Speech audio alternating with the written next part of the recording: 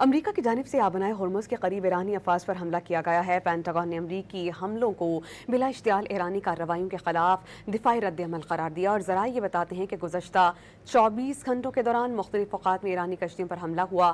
یہ سلسلہ تب شروع ہوا جب امریکی افواج نے پاسداران انقلاب کی 2 کشتیوں پر حملہ کیا، جس میں 4 ایرانی فوجی اہلکار مارے جانے کی اطلاعات تھیں۔ امریکی سینٹرل کمانڈ نے موقف اپنایا ہے کہ اس نے جنوبی ایران میں بارودی سرنگیں بچھانے والی کشتیوں اور میزائل سائٹس کے خلاف دفاعی کارروائی کی۔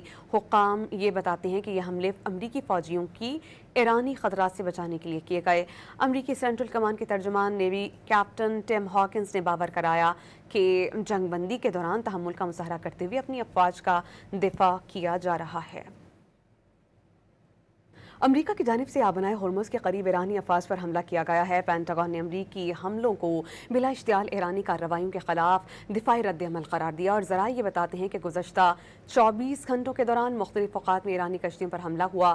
یہ سلسلہ تب شروع ہوا جب امریکی افواج نے پاسداران انقلاب کی 2 کشتیوں پر حملہ کیا، جس میں 4 ایرانی فوجی اہلکار مارے جانے کی اطلاعات تھیں۔ امریکی سینٹرل کمانڈ نے موقف اپنایا ہے کہ اس نے جنوبی ایران میں بارودی سرنگیں بچھانے والی کشتیوں اور میزائل سائٹس کے خلاف دفاعی کارروائی کی۔ حکام یہ بتاتے ہیں کہ یہ حملے امریکی فوجیوں کی ایرانی خطرات سے بچانے کے لیے کیے گئے۔ امریکی سینٹرل کمانڈ کے ترجمان نیوی کیپٹن ٹم ہاکنز نے باور کرایا کہ جنگ بندی کے دوران تحمل کا مظاہرہ کرتے ہوئے اپنی افواج کا دفاع کیا جا رہا ہے۔